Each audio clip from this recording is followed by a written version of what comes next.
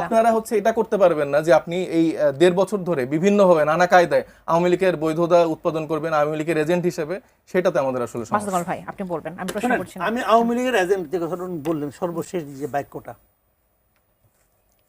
আমি এখানে বসেই ওপেন চ্যালেঞ্জ করে দিচ্ছি যে আমি আওয়ামী লীগের কাছ থেকে ১ টাকার সুবিধা পাইছি, ১ টাকা যদি কেউ প্রমাণ করতে পারে। আমি সাংবাদিকতা করি আজকে ৩৬ বছরের ভাই, এই ৩৬ বছরে আওয়ামী লীগের কোনো একজন সদস্য বাদ দেন, আওয়ামী লীগ পার্টি করে তাও বাদ দেন, আওয়ামী লীগের এমপি মন্ত্রী বাদ দেন, আওয়ামী লীগের ব্যবসায়ী একটা লোককে কেউ যদি বলতে পারে যে মাসুদ কামাল আমার কাছ থেকে ৫ টাকা নিছে, ভাই আমি একটু যতটুকু বুঝতে পারছি ১৭ বছরের কথা উনি বলেন নাই, যেটা বললাম যে মাসুদ কামাল ভাইরা আসলে এগুলো বলতে খুব আনন্দ পায়। এখন আনন্দ পায় এই জন্যই যে তারা তো আসলে চেয়েই ছিল যে আসলে এই ব্যাপারগুলোই ঘটুক, মানে এটা কিন্তু তার বলার মধ্যে একটা খুশি আছে, আনন্দ আছে।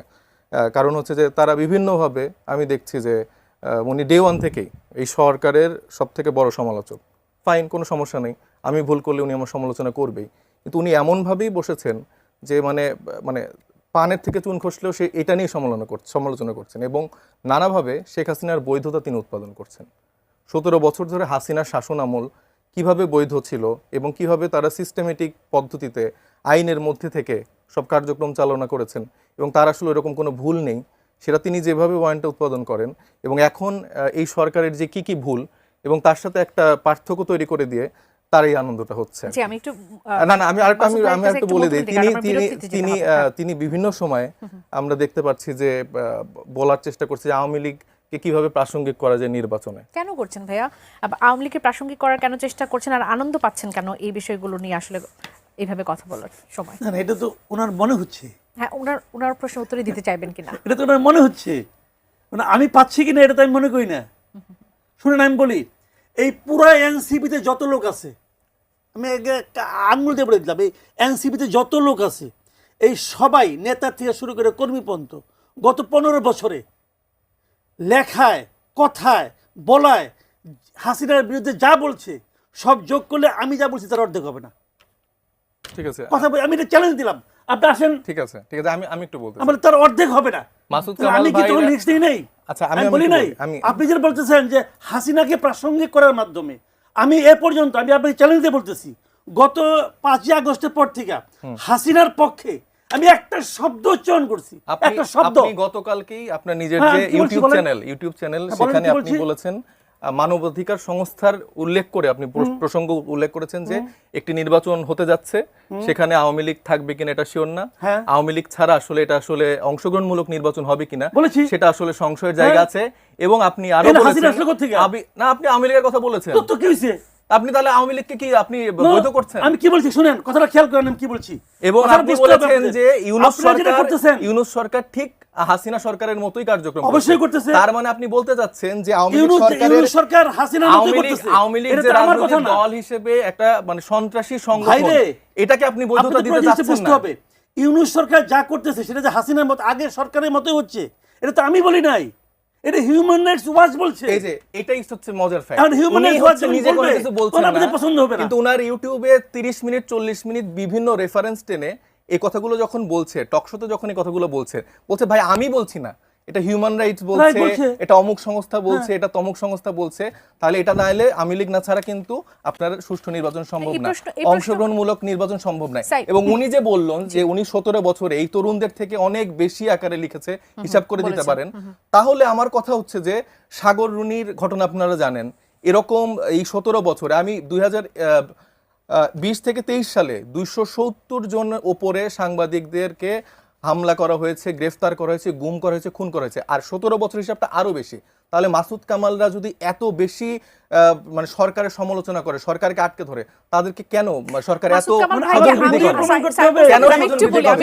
এত গুম খুন মানুষ হয়ে যায়, এত মানুষকে তুলে ফেলে বিরোধী মত প্রকাশের জন্য? মাসুদ কামালরা এখনো ঠিকঠাক ভাবে বসে এখন আওয়ামী লীগের বৈধতা উৎপাদন করতে পারে। আপনার মনে রাখতে হবে, আওয়ামী লীগ সরকার শুধুমাত্র আওয়ামী লীগের জন্যই এতদিন মানে শাসন করতে পারেনি, তাদের যেরকম সেনাবাহিনীতে নিজেদের লোক ছিল, সাংবাদিকের মধ্যে নিজেদের লোক ছিল, প্রত্যেকটা প্রতিষ্ঠানে তারা এরকম মানুষকে, মাসুদ কামাল ভাইদের মতো মানুষকে বসিয়ে রেখেছিল, যার জন্য আমি তারা এখন একটু এই বলি। সময়টাতে থেকেও অপ্রাসঙ্গিক থাকেও মাসুদ মাসুদ কামালরা কামাল ভাই তারা আওয়ামী লীগ তাদেরকে শাসনামলে বৈধতা প্রদান কখনো করছে। তার কণ্ঠ কেউ রোধ করতে পারেনি। আওয়ামী শাসন আমলে মাসুদ কামাল ভাই তার এই কণ্ঠ বজায় রেখেছে। আমরা যতটুকু জানি, আমি একজন দর্শক আছে, একটু প্রশ্ন করতে চাই, তার প্রশ্নটা একটু নিয়ে আসতে চাই।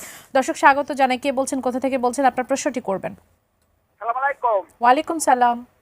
আমি পিন্টু দুয়ারি পটুয়াখালী থেকে বলছি। বলবেন, আপনার প্রশ্নটি করবেন। আমার প্রশ্নটা হচ্ছে, নেপালের অন্তর্বর্তীকালীন সরকারের প্রধান সুশীলা কার্কি তিনি বলেছেন যে আমি কোনো আইন কানুনের উপরে হাত দেবো না, ঠিক আছে, আমি একটা নির্বাচন দিয়ে চলে যাব মার্চ এপ্রিলে। কিন্তু তার বিপরীতে আমাদের দেশের অন্তর্বর্তীকালীন সরকার যে এতগুলো সংস্কার কমিটি করেছে, ঠিক আছে, তো এই সংস্কার আদৌ সম্ভব কিনা, ওটা হচ্ছে আমার প্রথম প্রশ্ন। দুজন অতিথির কাছে। আপনার প্রশ্নটি পেয়েছে। জি, আমি একটু মাসুদ কামাল ভাই আপনার কাছ থেকে এটা নিতে চাবো। এই প্রশ্নটি আসলে আমারও ছিল যে সংস্কারের বিষয়টি আসলে কোথায় গিয়ে দাঁড়াবে, এটা আমি সাইফ মোস্তাফিজ আপনার কাছ থেকে একটু শুনবো। তিনি প্রশ্ন করছিলেন, প্রশ্নটি নিশ্চয়ই শুনেছেন যে নেপালের প্রধানমন্ত্রী এসে তিনি 3 মাসের মধ্যে তিনি ডিক্লেয়ার করলেন যে তিনি আসলে আইন কানুনের কোনো কিছু সংস্কারে হাত দেবেন না, এটি তার এখতিয়ারে নেই। তিনি নির্বাচনের কথা বলেছেন। তাহলে সেক্ষেত্রে উল্টো দেখা যাচ্ছে যে আমাদের দেশের সংস্কারটা আসলে ঝুলে গেছে।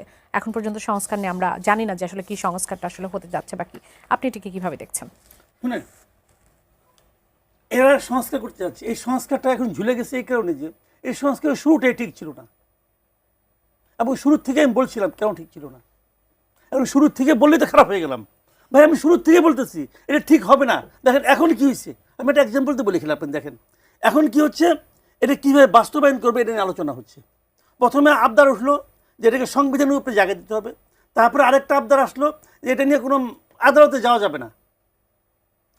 আমি তো একটা কথা সবসময় বলি যে nothing can go unchallenged, nothing, nothing মানে নাথিং, কোনো কিছুকে আপনি আনচ্যালেঞ্জ ছাড়তে পারবেন না।